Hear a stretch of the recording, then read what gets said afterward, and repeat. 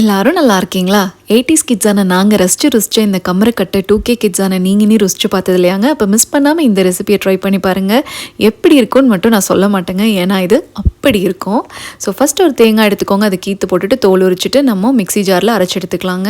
ஒரு 4 ஏலக்காவை நம்ம தட்டி அடிச்சுக்கலாம்.